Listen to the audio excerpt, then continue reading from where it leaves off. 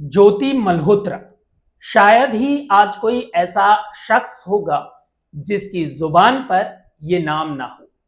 हरियाणा के हिसार की मशहूर यूट्यूबर जो अपना एक यूट्यूब चैनल चलाती है और इस चैनल पर 3,77,000 से भी ज्यादा लोग जुड़े हुए हैं। ज्योति मल्होत्रा चेहरा तो खूबसूरत था, लेकिन दिल में देशद्रोह का काला जहर भरा हुआ था। वो हंसती थी भारत की बेटी बनकर, लेकिन बिक चुकी थी पाकिस्तान के हाथों। ज्योति मल्होत्रा आईएसआई का एक ऐसा जिंदा टूल थी जो यूट्यूब, इंस्टाग्राम और स्नैपचैट के जरिए भारत के युवाओं के दिलों में पाकिस्तान का मीठा जहर घोल रही थी, तो दूसरी तरफ भारत की सीक्रेट जानकारियां पाकिस्तान में बैठे अपने लवर को पहुंचा रही थी। सोशल मीडिया पर इश्क लाहौर की पोस्ट करके गद्दारी भारत से कर रही थी। भारत की सुरक्षा एजेंसियों और पुलिस ने इस मशहूर यूट्यूबर को धर दबोचा। इस यूट्यूबर ने लिखित में कबूलनामा भी किया, लेकिन अब सवाल यह है कि ऐसे देशद्रोहियों का भारत में गटर कितना गहरा है। कितनी और ज्योति मल्होत्रा भारत की मिट्टी पर सांप बनकर रेंग रही है। ज्योति मल्होत्रा ने पहली बार 2023 में पाकिस्तान का दौरा किया और इसी यात्रा के दौरान ज्योति मल्होत्रा की मुलाकात एहसान और रहीम उर्फ दानिश नाम के एक अधिकारी से होती है, जो नई दिल्ली में पाकिस्तान उच्च आयोग पीएचसी में तैनात था, और इन दोनों के बीच गहरे संबंध भी बन जाते हैं।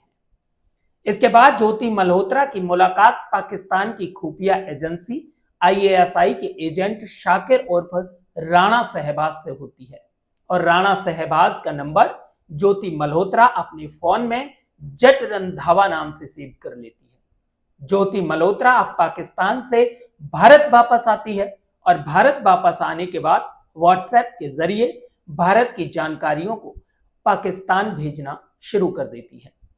लेकिन जब इन लोगों को लगा कि व्हाट्सएप सेफ नहीं है, तो इसके बाद इंस्टाग्राम, स्नैपचैट और टेलीग्राम के जरिए जानकारी शेयर करना शुरू कर देते हैं।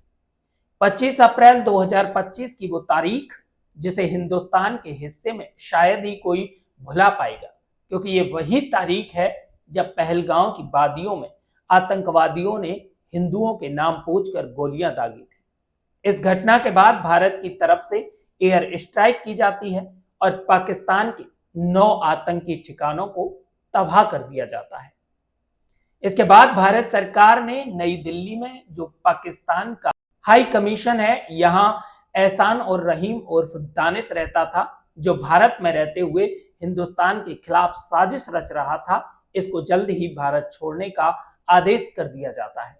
इसके बाद दानिश की जांच पड़ताल की गई तो कुछ ऐसे लोग सामने आते हैं जिनके संपर्क में दानिश लगातार बना हुआ था।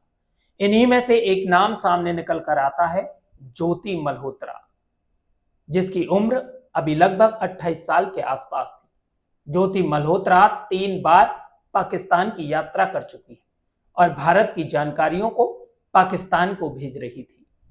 ज्योति जैसे गद्दार भारत के लिए अभिशाप है, जो पैसों के लिए, इश्क के लिए, घूमने के लिए, शौक पूरे करने के लिए अपने देश की सरजमी को बेचने के लिए तैयार हो जाते हैं, अपनी मातृभूमि से गद्दारी करने को तैयार हो जाते हैं। ज्योति मल्होत्रा को ऐसी हरकतों के लिए जितनी बड़ी सजा दी जाए, शायद वो भी कम होगी। और इस पूरे काम में सिर्फ ज्योति अकेली नहीं थी, बल्कि एक पूरा नेटवर्क था जो इसके लिए काम कर रहा था। गजाला नाम की महिला ने वीजा प्रक्रिया में हेल्प की। यामीन मोहम्मद ने हवाला के जरिए ज्योति को पैसे भिजवाए।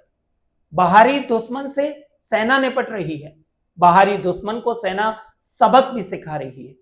लेकिन सवाल यह है कि जब अपने ही घर में ऐसे गद्दार बैठे हों तो क्या कहेंगे, क्योंकि ये गद्दार हमारी सेना के जवानों की जान से खिलवाड़ कर रहे हैं। फिलहाल ज्योति मल्होत्रा को हिसार पुलिस ने जासूसी करने और पाकिस्तानी खुफिया एजेंसियों को संवेदनशील भारतीय जानकारी देने के आरोप में गिरफ्तार कर लिया है और आधिकारिक गोपनीयता अधिनियम 1923 की धारा 3, 4 और 5 और भारतीय न्याय संहिता बीएनएस की धारा 152 के तहत मामला दर्ज किया गया है, गिरफ्तारी के बाद ज्योति को 5 दिन पुलिस रिमांड पर लिया गया है और अब उनका मामला आगे की जांच के लिए आर्थिक अपराध शाखा के पास है। आप इस ज्योति मल्होत्रा को लेकर क्या कहना चाहते हैं, हमें कमेंट बॉक्स में अपनी राय जरूर दें। जिनको पाकिस्तान से मोहब्बत है उन पर नजर बनाए रखें, उनसे बचकर रहें, सतर्क रहें, सुरक्षित रहें, अपना और अपनों का ख्याल रखें। अगली अपडेट पाने के लिए चैनल को सब्सक्राइब